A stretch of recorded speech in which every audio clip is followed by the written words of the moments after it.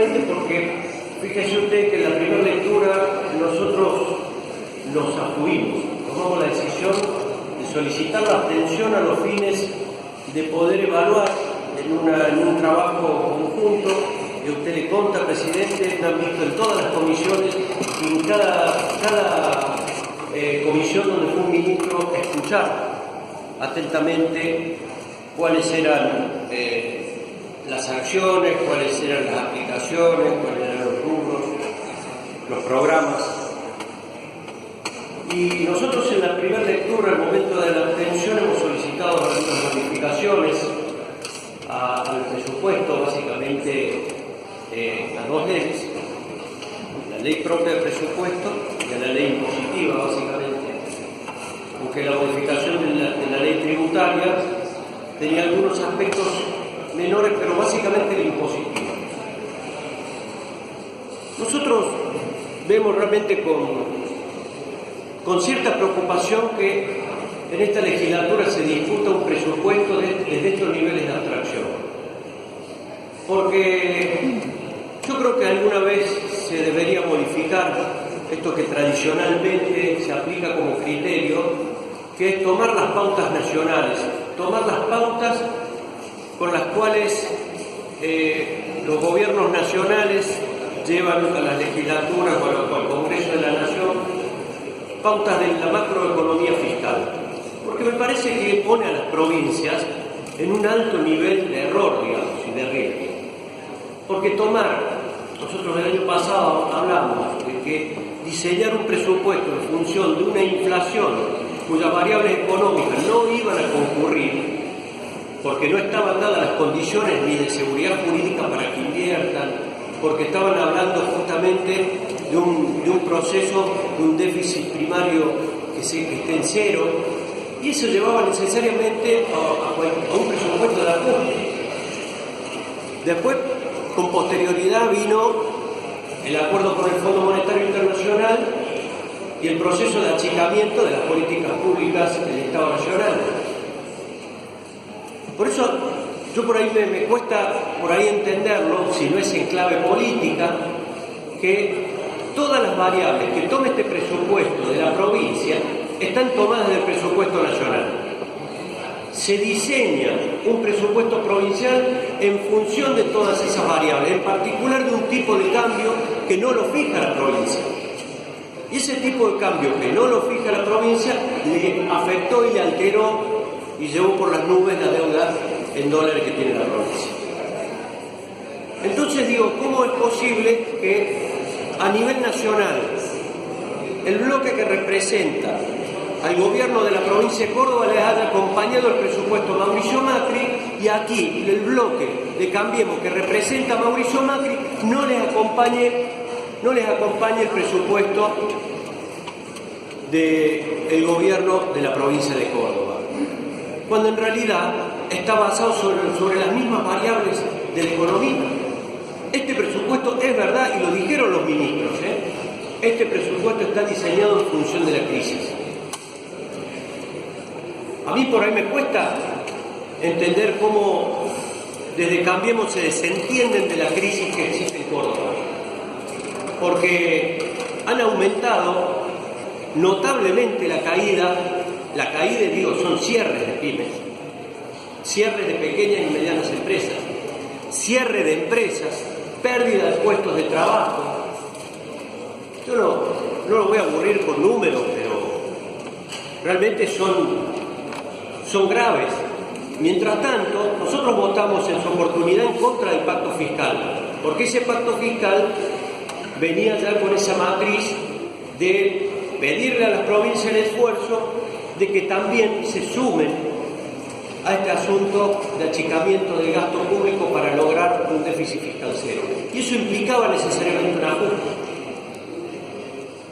Yo cuando veo este presupuesto, claramente veo un esfuerzo y veo los ministros que han hecho un gran esfuerzo para redireccionar determinadas partidas, para poder paliar un poco la crisis, porque sabe muy bien el gobierno de la provincia de Córdoba que la crisis también le genera un costo político a Córdoba. Durante un tiempo el gobernador Schiaretti negaba que iba a haber un efecto, un coletazo de la crisis en Córdoba. Y yo noto que hoy este presupuesto habla por sí mismo, reconociendo que existe una crisis provocada por el gobierno nacional. Una crisis provocada por la apertura indiscriminada de las importaciones. Una crisis provocada por una política de Estado que tiende al retroceso del consumo porque afecta el salario. No pudieron meter la reforma laboral a la ley del contrato de trabajo, pero sí que hicieron, deterioraron el salario con la devaluación, con las paritarias que siempre están por debajo. Entonces, para nosotros, este presupuesto está diseñado y formateado en función de variables que no van a concurrir nuevamente en el 19, como lo habíamos dicho en el 17 que no iba a concurrir en el 18. Sin embargo, sí, por mi parte, veo un esfuerzo del gobierno de la provincia de Córdoba en duplicar, aunque sea en términos nominales, cuando nos bajamos a los reales, porque por ahí me imagino yo qué condiciones tiene un gobierno de la provincia, de cualquier provincia, en el marco de un ajuste generalizado, en el marco de una nación que se endeudó por 100 años y que al mismo tiempo sigue pidiendo un esfuerzo cuando los efectos del tipo de cambio todavía no llegó a impactar en el precio final. Eso va a generar una recesión que aún todavía los cordobeses no lo hemos sentido. Porque si sigue aumentando el combustible, vamos derechito a lo que haya pasado a Macron en Francia. Porque si seguimos aplicando ese modelo de salvataje del Fondo Monetario Internacional, vamos a quedar como Grecia. Entonces, digo, acá creo que necesitamos tener un nivel de responsabilidad y dejar de marcar con el dedo permanentemente los errores cuando cuesta mucho gobernar. Y cuesta mucho gobernar, y más aún cuesta mucho gobernar en las crisis. Y cuesta mucho más gobernar cuando estos gobiernos locales no toman ni pueden tomar decisiones en función de las variables nacionales que condicionan la finanza fiscal. Así que, señor presidente, yo creo que, insisto, hay muchas cosas que al escuchar a los ministros nosotros lo reconocemos, al menos por mi parte. Creo que el plan de obra pública debe terminar, debe concluir, y es un plan que va a mejorar la calidad de vida de los cordobeses. Nosotros votamos por los gasoductos troncales y votamos por el tema de la fibra óptica. Votamos el proyecto de obra pública que llevó adelante, y fíjense, casi todos los proyectos que se han llevado adelante respecto a la infraestructura que Córdoba necesitaba. Y nosotros entendemos que incluso la infraestructura en distintos ministerios, ¿sí?, que ha contado y ha explicado el ministro de Salud, que son muchos hospitales y también son muchas escuelas las que se va a hacer. Eso es muy importante para el gobierno de la provincia de Córdoba.